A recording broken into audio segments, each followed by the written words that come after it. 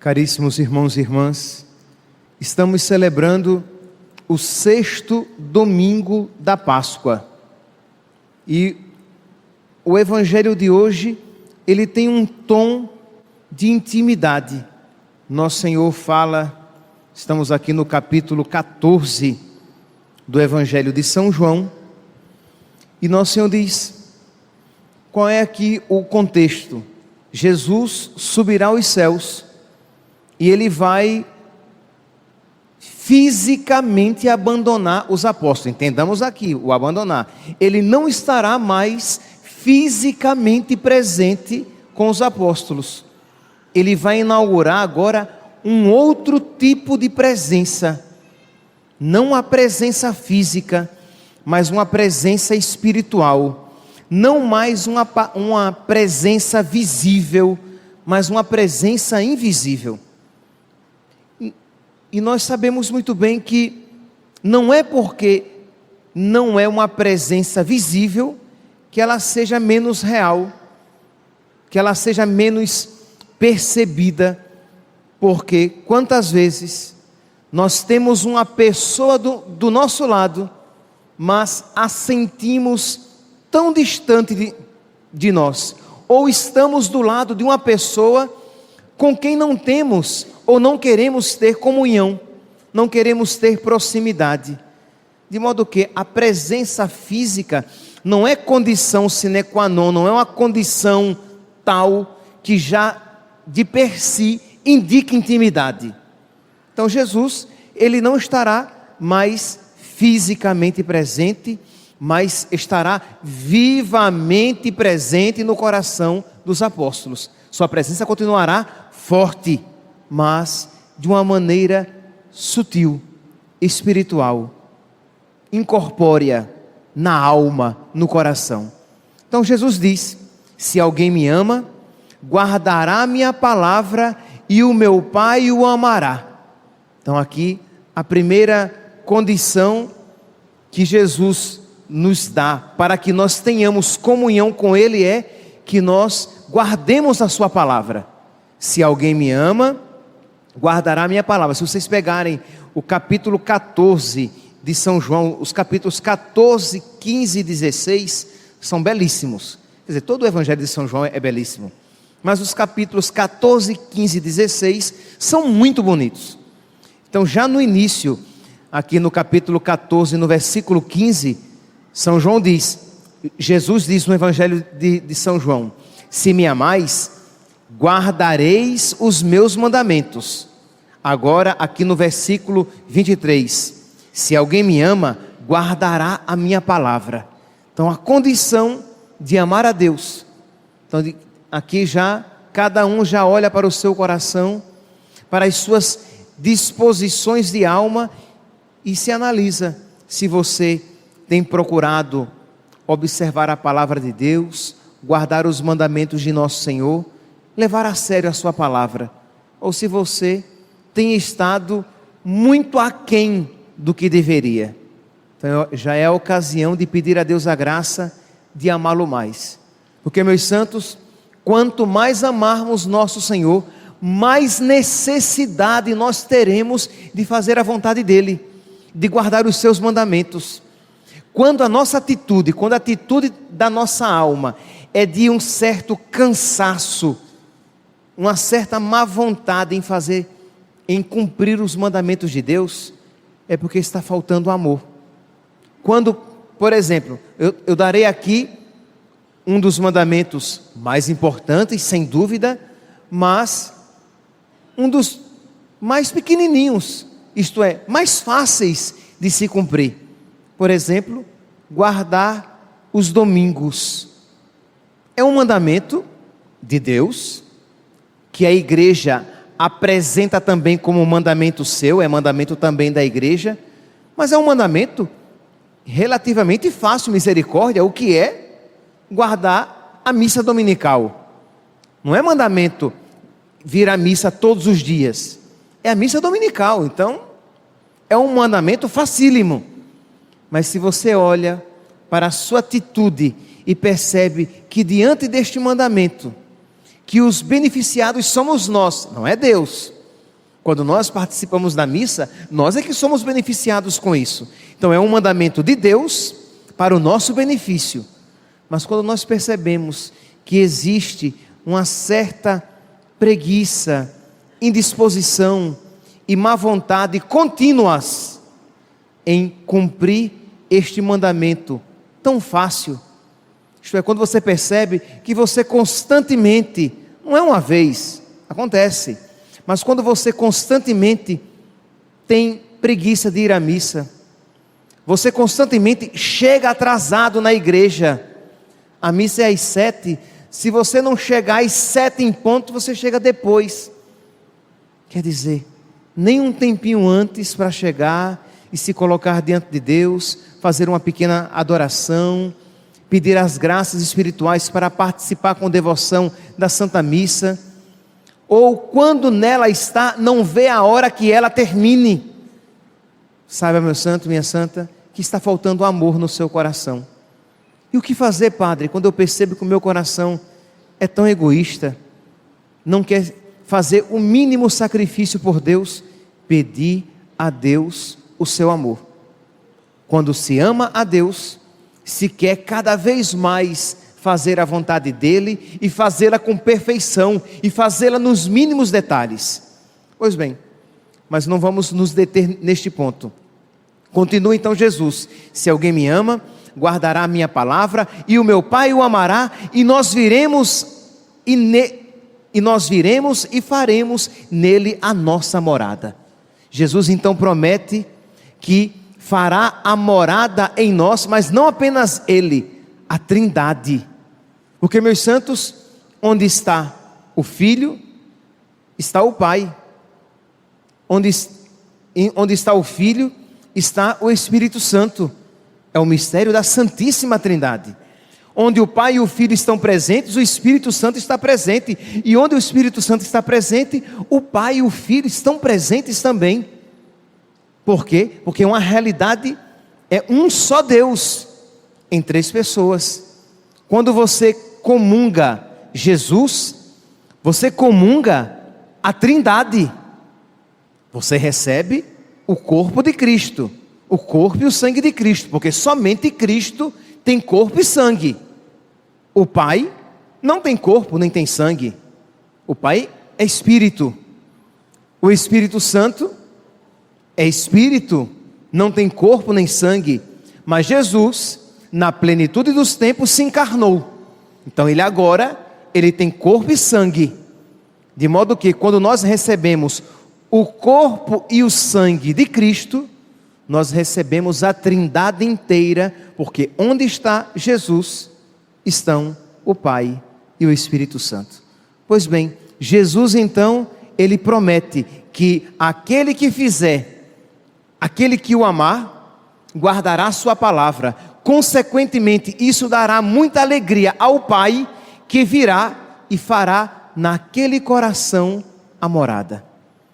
Neste versículo 23, Jesus ainda não fala a respeito do Espírito Santo, mas no versículo 26, logo abaixo, ele fala, diz aqui: o defensor, o paráclito, aquele que caminha comigo, aquele que me defende, aquele que intercede por mim, o meu advogado. Pois bem, o defensor, o Espírito Santo, que o Pai o enviará em meu nome, ele vos ensinará tudo e vos recordará tudo o que eu vos tenho dito. Então aqui a Trindade se manifesta como um dom interior no meu coração: o Pai, o Filho e o Espírito Santo. Aqui Jesus aplica ao Espírito Santo a missão de ensinar e recordar tudo aquilo que ele disse. Mas é claro que aqui é uma apropriação. E em teologia nós usamos este termo. Isto é, por apropriação, nós dizemos que o Espírito Santo é quem vai me ensinar e recordar todas as coisas. Mas na verdade, é a presença interior de Deus Trindade em mim, que me ensina e me recorda todas as coisas. Apenas um exemplo, eu estava hoje no confessionário e, dentre as pessoas que eu atendi, a uma, eu dei um conselho e eu disse, e eu espero, meu santo, minha santa, não sei se era homem, se era mulher, não vou dizer, vocês vão ficar na curiosidade, poderia dizer, que eu não estou revelando nada, mas não vou dizer. Disse, meu santo, minha santa, eu lhe dei um conselho, mas se este conselho tocou a sua alma, tocou o seu coração, não foi apenas uma palavra humana, mas foi uma palavra assumida por Deus que toca no coração. Ele é o mestre interior. Ele nos fala no nosso coração. Ele nos ensina desde dentro. Que imagine aqui, meus santos, esta homilia está sendo pregada aqui para todos. Mas dependendo da abertura de coração de cada um, ela surtirá efeitos múltiplos, porque, de acordo com a disponibilidade, o mestre interior, Pai, Filho e Espírito Santo, que nós recebemos desde o dia do nosso batismo, nos ensina interiormente e nos faz degustar, nos faz amar esta palavra. Pois bem, diz aqui que o Espírito que Jesus enviará, Ele ensinará tudo e vos recordará todas as coisas, isto é, Ele me fará entender a palavra de Deus, porque, meus santos, não basta conhecer a palavra de Deus, isto é, falo aqui intelectualmente. Ora, Jesus tinha pregado o Evangelho, a revelação durante 3 anos, aquilo chegou ao intelecto dos apóstolos, mas não lhes tocou na alma. Eles conheciam o ensinamento de Cristo, mas não conheciam ainda espiritualmente. Deixa eu dar aqui um exemplo. Imagine você é catequista, e aí você chega para o seu catequizando e pergunta o que é a Eucaristia. E o catequizando diz ali, na lata, é o sacramento do corpo, sangue, alma e divindade de Cristo. É o sacramento que Jesus instituiu na última ceia, na quinta-feira santa. É o sacramento que nós recebemos na celebração da Santa Missa. Ele fala, ele sabe tudo isso. Mas isso significa que necessariamente ele tenha uma experiência de comunhão com Cristo? Não necessariamente. Ele pode conhecer isto como qualquer historiador religioso, de ciências religiosas, pode conhecer. Mas isso não significa necessariamente que ele tenha intimidade, piedade, adoração a Jesus na Eucaristia. Compreende? Que uma coisa é você saber pelo intelecto. Eu chego para você e pergunto, quantos livros são a Sagrada Escritura contém? Você vai e diz 72, 73, dependendo aqui das lamentações de Jeremias. Você vai e cita os livros, e cita o conteúdo dos livros. Você vai e cita os livros, e cita o conteúdo dos livros. Isso significa que necessariamente você reze a palavra de Deus? Não, você pode conhecer como um estudioso pode conhecer qualquer livro de qualquer religião. Mas isso não significa que necessariamente ele tenha intimidade espiritual. Pois bem, Jesus, quando promete o Espírito Santo, esta presença íntima de Deus, essa presença interior de Deus nos nossos corações, Ele promete que isso reavivará o nosso conhecimento de Deus. Imagine, meus santos, que maravilha, nós aqui, que estamos nesta missa, que conhecemos as verdades de Deus, imagine conhecê-las como os santos a conheceram.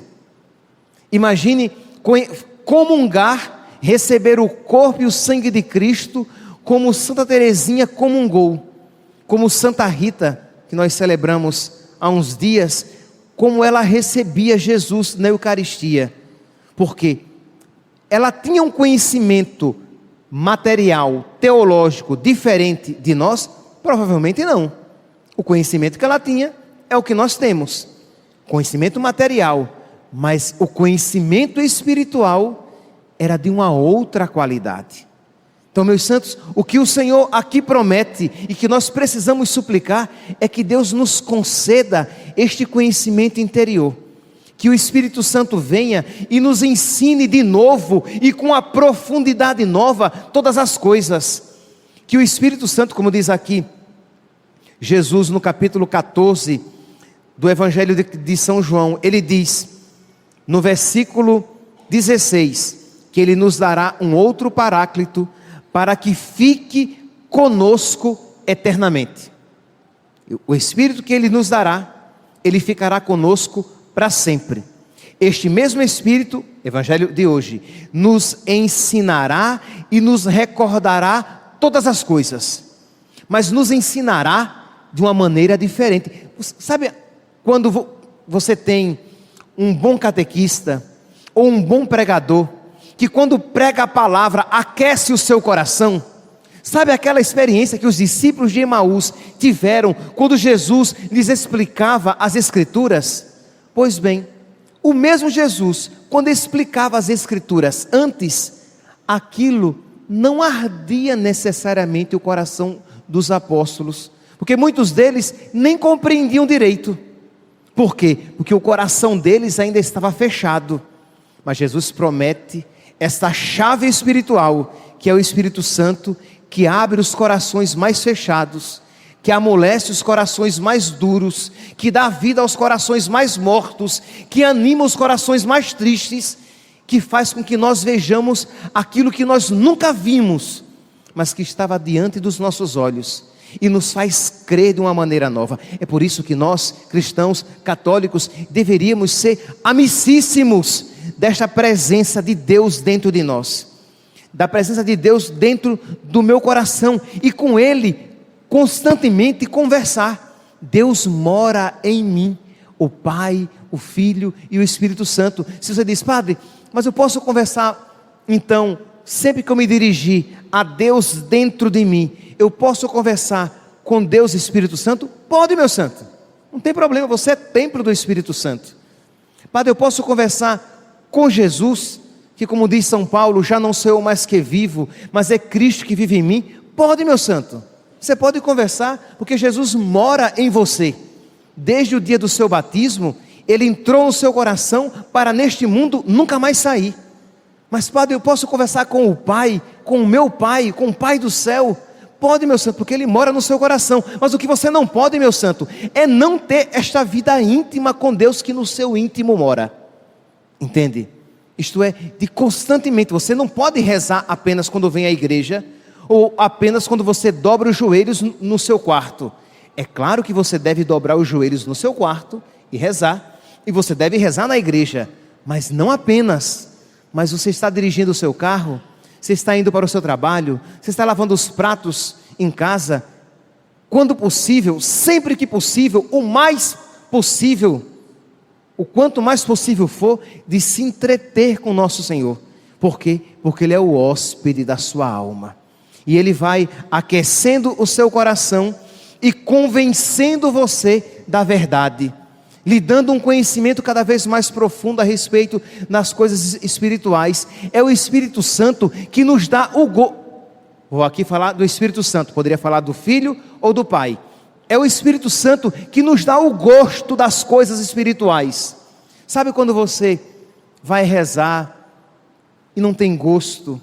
Você vai à missa e não tem gosto? Você crê no valor da missa, mas o seu coração não se enternece. Você pega o seu terço, você reza, mas não tem gosto. Pois bem, suplique que Deus ponha esta sabedoria, este sabor pelas coisas espirituais no seu coração.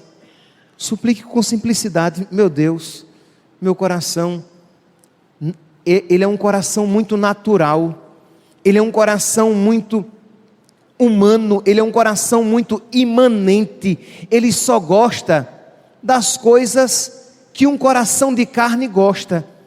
Eu gosto do descanso, eu gosto da companhia dos amigos, eu gosto de passear, eu gosto de um bom prato. Disto todos nós gostamos, mas gostar da amizade com Deus, gostar de crescer na comunhão com o Espírito Santo, gostar de por amor a Deus, suportar o sofrimento. Crê em Deus Pai, Padre, como assim? Por amor a Deus, suportar o sofrimento. Sim, o Espírito Santo, Ele nos dá uma sabedoria tal, que nós compreendemos que não há maior alegria do que se configurar neste mundo, do que se configurar Cristo crucificado. E esta sabedoria, só o Espírito Santo pode nos dar. Essa sabedoria, só o nosso mestre interior pode nos conceder. E nós precisamos suplicar. Este mestre interior que me concede aquela docilidade de dizer: Senhor, eu quero que a tua vontade seja feita na minha vida. Eu não quero, Senhor, embora às vezes eu queira, mas eu não quero que a minha vontade prevaleça. Eu quero que a tua vontade prevaleça. Eu não quero, Senhor, guiar minha vida pelos meus ditames, pela minha racionalidade apenas. Eu quero que a minha vida seja guiada pela tua vontade. Eu não quero, Senhor, tomar decisões iluminado apenas pela minha razão, mas eu quero, Senhor, tomar decisões iluminado pela luz do Espírito Santo. No Evangelho de hoje, Atos dos Apóstolos, capítulo 15, versículo 28, nós vemos uma aplicação disso. A comunidade cristã estava tendo um problema, o que pode, o que não pode, o que era permitido e o que não era. Um grupo era a favor de que se tomasse uma decisão de uma maneira, um outro grupo, uma outra decisão. Os apóstolos vão rezar, e depois de rezarem, eles dizem o quê? Escutem aqui que expressão poderosa: o Espírito Santo e nós decidimos. E aí ele vai dizer o que o Espírito e eles decidiram.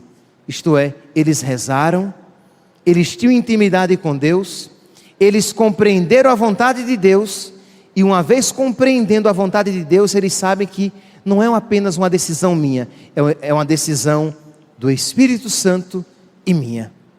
Percebe, meus santos? Quando nós queremos ser dóceis a Deus, Deus decide conosco. E como seríamos, já aqui neste mundo, muito mais felizes se as nossas decisões fossem decisões tomadas no Espírito Santo, na obediência a Deus, na docilidade à sua moção interior. Quando você percebe qual é a vontade de Deus, e você diz: Senhor, mesmo que me custe, eu quero fazê-la. Mesmo que me custe, eu quero colocá-la em prática, porque eu quero que a vossa vontade seja feita na terra, como ela é feita no céu. A minha alegria consiste nisso. Mas para que nós, meus santos, nos alegremos em fazer a vontade de Deus e não a nossa, nós precisamos ter esta presença viva deste mestre interior nos nossos corações. Peçamos, meus santos, peçamos hoje, peçamos a Deus por intercessão de Nossa Senhora. Nós daqui a pouco, nós iremos coroá-la. É uma expressão de carinho, uma expressão de amor para com a nossa mãe, representada aqui na sua imagem, daquela criatura que foi a criatura mais dócil à vontade de Deus. Não houve neste mundo quem mais obediente a Deus fosse. Não houve neste mundo quem mais se renunciou a si mesma para fazer a vontade de Deus. E não houve neste mundo quem mais se alegrasse com a vontade de Deus do que ela, que se renunciou totalmente para em tudo fazer a vontade de Deus. Peçamos a Deus, por intercessão de Nossa Senhora, que nos alcance esta sabedoria. Meus santos, para terminar, como seríamos infinitamente mais felizes se aprendêssemos, por sabedoria, por graça de Deus, que a alegria verdadeira está na obediência à vontade de Deus. Que a alegria verdadeira está em nós nos configurarmos a Deus, que o nosso coração, ele se aquieta, ele se torna sereno, ele recebe paz verdadeira, quando nós percebemos que estamos debaixo da vontade de Deus. Mas inquieto o nosso coração fica, triste, quando nós percebemos que não estamos fazendo aquilo que é do agrado de Deus, que queremos que a nossa vontade se sobreponha à vontade de Deus, prevaleça a de Deus, porque a vontade de Deus é difícil. Sim, meus santos, às vezes a vontade de Deus é difícil, mas quando nós temos a presença viva de Deus dentro de nós, mesmo difícil, ela é amada, mesmo difícil, ela é amável, mesmo difícil, ela é desejável. Santo Agostinho dizia: quem ama não sofre, e se sofre, ama até o próprio sofrimento. Quando tem Deus e o Espírito Santo, esta presença viva deste mestre interior nos nossos corações, peçamos a Deus esta graça viva nos nossos corações e a peçamos por intercessão de Nossa Senhora Auxiliadora. Louvado seja nosso Senhor Jesus Cristo.